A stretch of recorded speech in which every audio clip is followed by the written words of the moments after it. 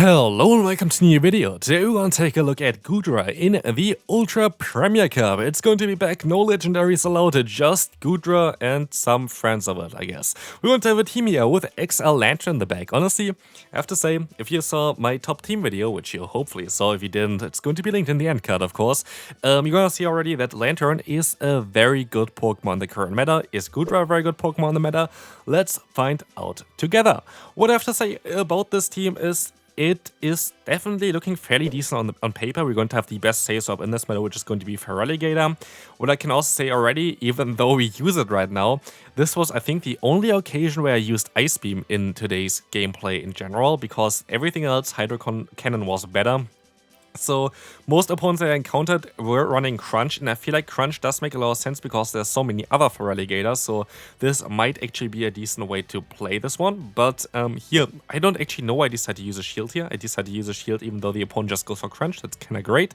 But they're going to have a Gliscor in the back, so it was actually not even the worst shield of them all. We can still go for some Surf damage here, and 2 Surfs should be enough to knock them out. Honestly, if I have to say an MVP for this team, it's not going to be Goodra, it's not even going to be Feraligatr, it's going to be a Lantern. If you have a Lantern right now available for the Ultra League, it is time for using this Pokemon. It's like so strong. But yeah, anyway, we're going to take a look here at this team. I have to say, you're going to see a ton of hard counter matchups for me. I could not believe my eyes, honestly. Like, the amount of hard counter matchups that I encountered here today were wild. We came back from quite a few of them, so let's take a look at some of them as well here. Speaking of hard counter matchup, this was actually the first battle that I did with this team. Wasn't it amazing to encounter immediately a Charm user here in a meta where I kind of predicted that Charm users wouldn't be as great? Actually, I made a team as well in the top team video with the Ninetales. I wonder if it's going to be the same team because I completely forgot about the team. I actually can put it up real quick on the side as well to see if it's going to be the same team. It's going to have a Tentacruel on the back, so I doubt that it's going to be the case. But Tentacruel is definitely also a very strong Pokemon that I encountered quite a bit. What else did I encounter? What I have to say, be prepared for Poliwrath. Poliwrath is number 1 on the meta list for a good reason, because Poliwrath is one of the strongest Pokemon, but I encountered it basically nearly every game. I would say like every second to like around 60% of the time I would say I encountered a Poliwrath, and for me, if I encountered in the lead, it's kind of difficult to play around because Icy Wind is going to be very difficult to use here. But here the opponent actually going to have an Ampharos in the back. Ampharos, what I have to say as well about from what I see so far from the meta, is a Pokemon that I would also recommend you to look into. Maybe I'm going to make a video about this thing because I feel like it is a very solid pick right now, as there are so many Pokemon very weak to electric types, which also helps out, of course, our own Lantern. But as you can see here, while we're going to have a very bad matchup in general for us, we can go for another Surf against the opponent, which is going to get the final shield, but also we can go for another charge move. And the game is still not over. We still have to try to catch a move from the Ninetales. But because we had like a hard counter matchup, we're still kind of closer winning this. And let's see if we can actually win it. We can catch a move here, which is so important. This is going to be the Weather Ball. They're going to knock me out, and the Thunderbolt is coming through. Is this going to be enough to knock them out? It is going to be enough, and we can win this game. So, again, what did I say before? Like, literally, like, from the results that I got from this team here, you can kind of say already that most likely if you play it yourself and if you play it for a longer time, you most likely would have better results, because I doubt that you're going to keep up with the crazy amount of bad leads that I encountered, because actually Goodra has quite a lot of very decent matchups for this current meta. Goodra looks like a really solid Pokemon, but honestly, I'm kind of curious if Goodra would be also very decent in this meta as a save swap, because I feel like this would be the best way to use this Pokemon. Use like this as a save swap, use like a Dragonite in the back, and use like, I don't know, like a Steel type like Empoleon or the Alone Sandsearch in the lead, and I think you would be really good because this Pokemon has a lot of potential right now. Here in comes the opponent's Feraligatr, which is going to be interesting. And honestly, I have to kind of call it a little bit here and try to go for Surf. What I have to say as well, the game was insanely clunky for me. Like, I don't know if it's again because of like league change or something like this, but it was like so not responsive, which was like so annoying to play. So you see it sometimes here in the gameplay where like my little fish boy looks a little bit weird. Or for example here, I went first for the Thunderbolt, then went for an extra Spark still, even though, and then I tried to go for the Surf, but it still went for the Thunderbolt, which I clicked like 10 years ago, which is like, I don't know if this was really intended to be like this, but it is what it is. Here in comes again our Goodra. We can go for an Aqua Tail, get them kind of low. We're gonna be in a very tough spot, like I'm not gonna lie there, but we can still try to reach another move, and if they don't have Play Rough, we still have a chance. But I have to give shoutouts to the opponent here, because What you just saw was an insane undercharge.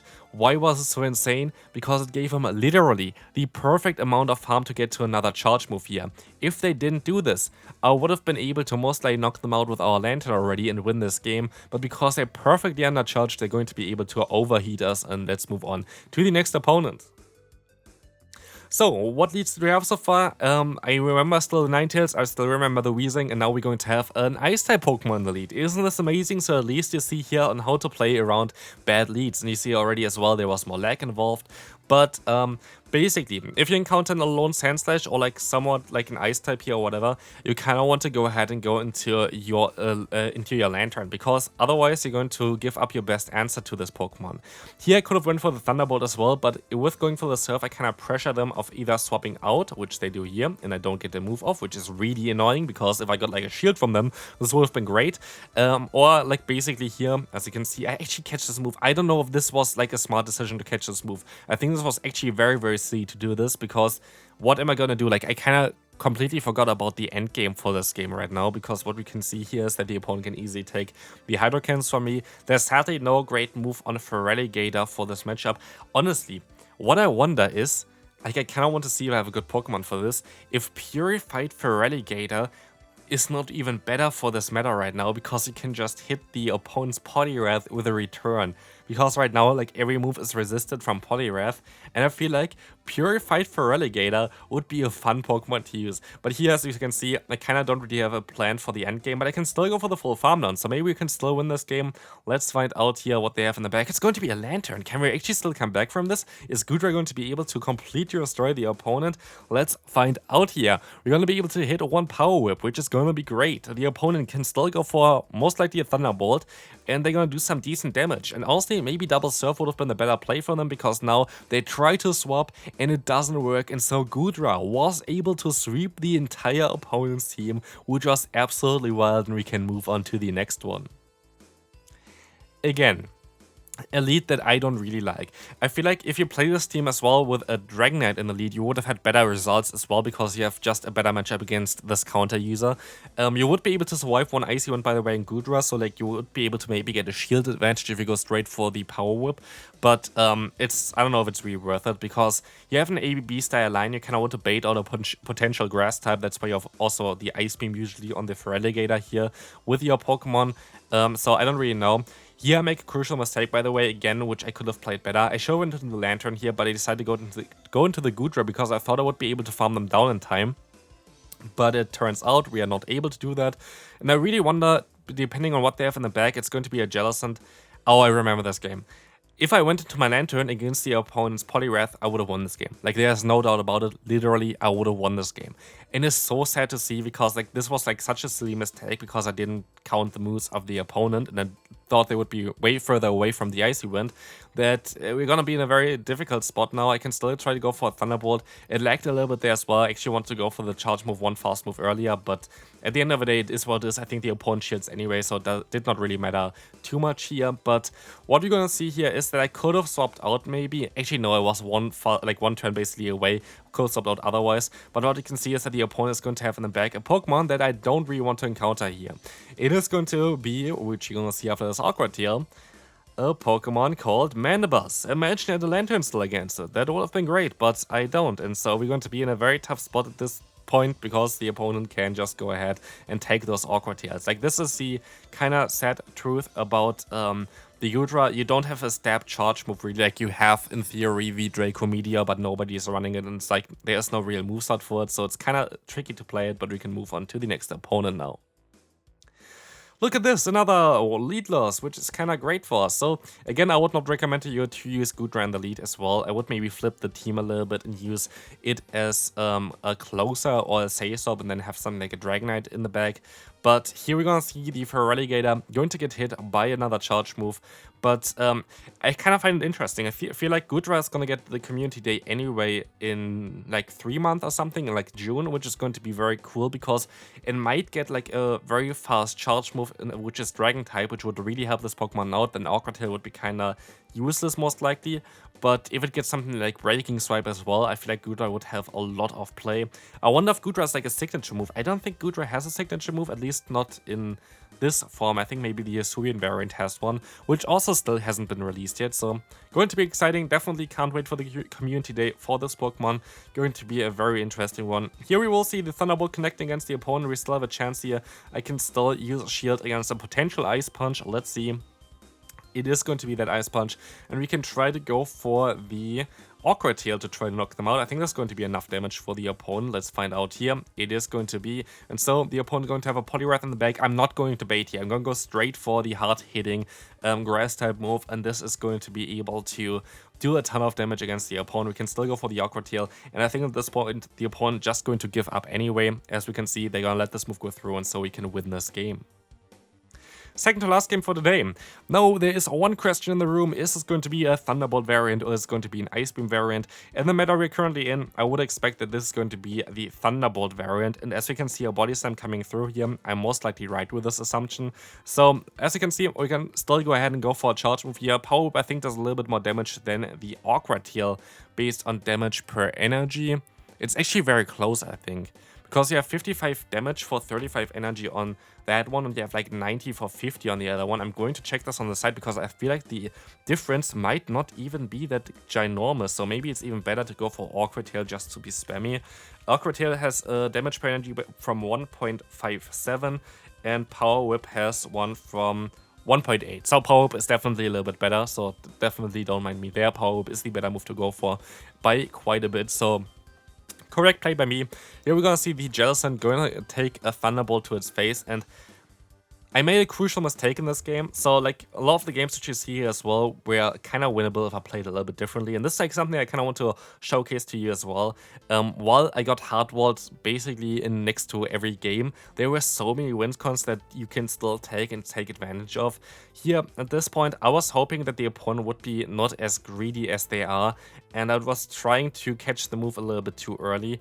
And so the opponent was able to just store a ton of energy, and they're gonna go into the melting, and I make another crucial mistake here.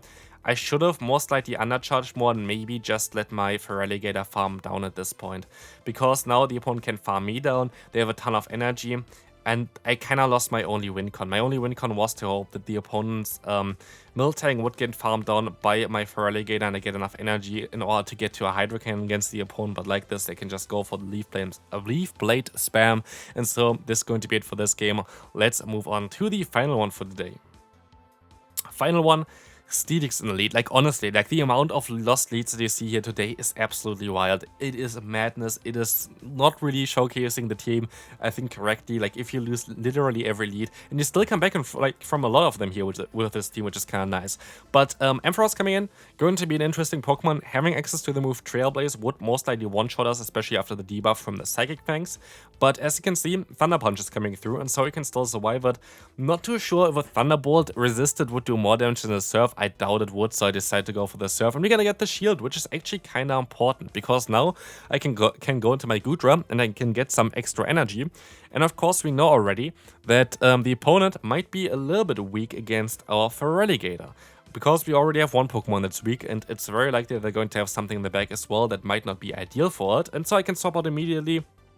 The opponent is going to get a free fast move, and I actually don't know really how this happened, because I feel like it should have not happened based on my assumptions at least, unless they also like lost a turn somewhere. But it is what it is. Here we're gonna see that they can debuff our defense a little bit, but we can still reach another Hydro Cannon. Steelix is so bulky, it's basically the Bastion of the Ultra League, that it can still take this move, and we can still use a shield here because we kind of have to keep our own Feraligatr a little bit healthy. They're going to have the Annihilate in the back, and so I can go for a combo play of going for a charge move here, going for a charge move with my Goodra, but I go for the Power Whip because otherwise I think it would have not knocked them out. And so it's coming down to our Goodra. Can we knock them out here? Can we still farm down with the Shadow Claw? We can, and so we can win the final game of the day. So this team was definitely still working out, even though we lost basically every lead here today. Hope you enjoyed it. If you did, feel free to leave a like, and I'll see you then. Bye bye.